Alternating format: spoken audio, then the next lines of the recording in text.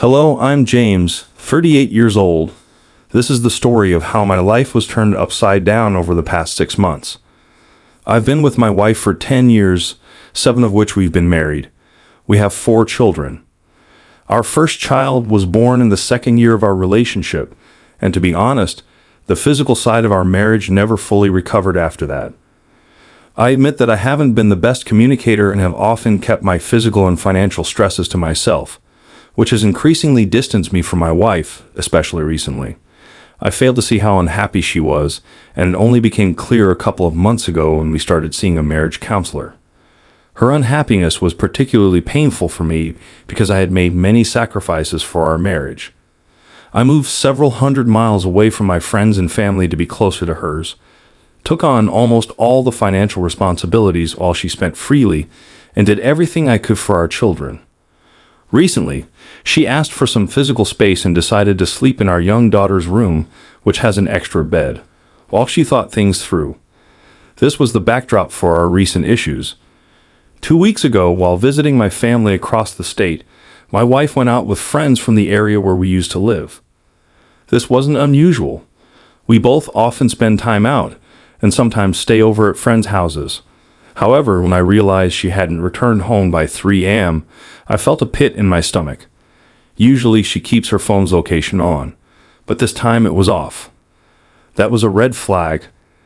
I stayed up all night, and when I heard her quietly come home at 6 a.m., I asked where she had been. She brushed it off, saying she was out with friends but wasn't specific, which only made me feel worse. I could have confronted her then, but since we were at my parents' house with our kids, it didn't seem like the right moment. When we got back home a couple of days later, I told her how much I missed having her in our bed. That's when she admitted she had an affair. She described it as a one-time encounter with someone outside our social circle. When I asked if she had any further communication with him, she said there had been a few texts the morning after, but they hadn't spoken since, and she wasn't sure if she wanted to continue any contact. We both weren't sure if our marriage could survive. I told her I needed time to process everything. Over the next few nights, I hardly slept, feeling a hurricane of emotions, from pain to anger. I spent a lot of time walking and reflecting. While it was her mistake, I realized that I had also played a part in the lack of physical and emotional connection. We agreed to start discussing our situation 2 days after her confession. One conversation led to another, and by the third day, we began to reconnect more deeply, even becoming physically closer again. At that point, we hadn't really addressed the affair directly, focusing instead on the communication breakdown that had brought us to this point. On the 4th day, I was ready to express my feelings about the affair and wrote a 3-page letter detailing how hurt, sad, and angry I was. I set boundaries and made it clear that while I acknowledged my role in our marriage's problems, this was her mistake.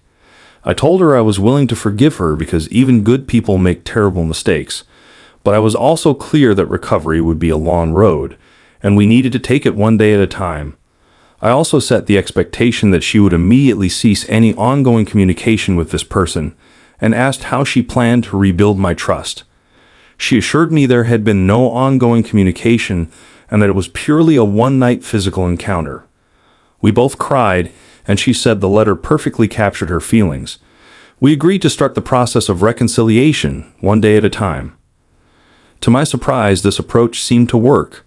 I wasn't worried about ongoing communication because she was no longer hiding her phone, and the guy lived several hundred miles away. We started to rebuild our connection. The physical aspect was still a work in progress, but for about a week, everything seemed perfect. I put a lot of effort into communication and was emotionally open with her. A couple of days ago, we had a wonderful date night and a deeply intimate evening afterward. Even yesterday was a great day, and she couldn't stop talking about how much fun she had over the weekend. I genuinely believed we were on the path to overcoming this together. But tonight, something was bothering me. I couldn't quite pinpoint it, but she was very tired and not in the mood for physical closeness. I still didn't fully trust her. With her asleep and me unable to rest, I did something I never thought I would do. I went into her iPad and checked her message history.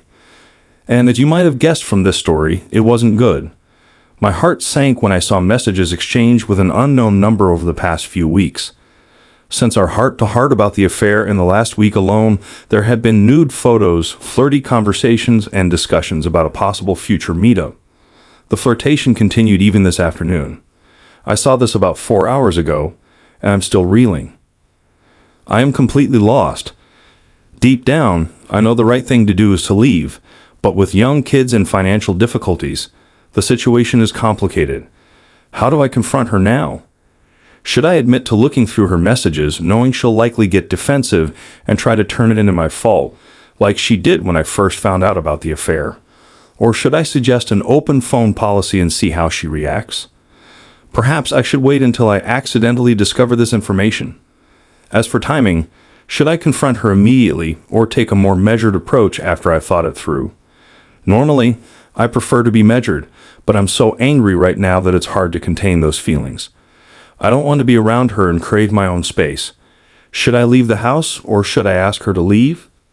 I'm even considering taking screenshots of the conversations in case I need them later or for leverage. Writing all of this down has been somewhat therapeutic, and I would greatly appreciate any advice on my questions.